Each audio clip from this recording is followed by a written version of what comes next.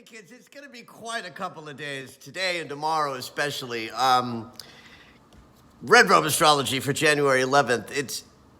It's easier to talk about astrology when things are broad and I can get animated and excited and talk about what's going on.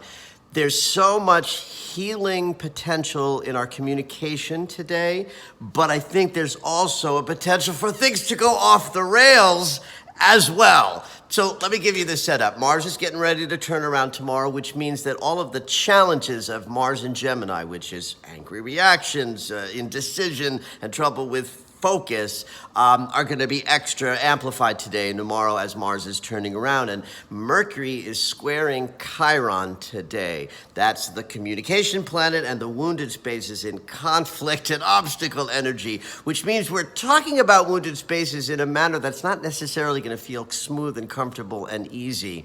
Now, with Mars retrograde in Gemini and that sort of like angry impulses just below the surface, this day's transit could just create a shit show of hurt feelings being shot out of people's mouths all left, right, and center. The value of this is to have difficult conversations.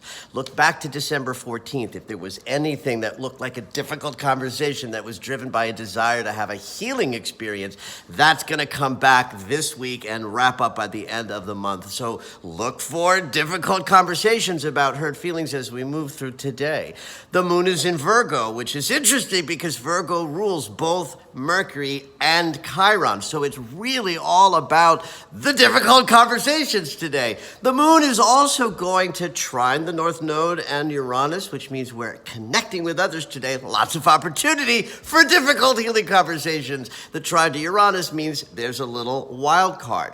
The moon is going to trine Mercury and create the great eliminator angle with Chiron. So it really is a day designed to speak your most vulnerable feelings and have a healing as a result.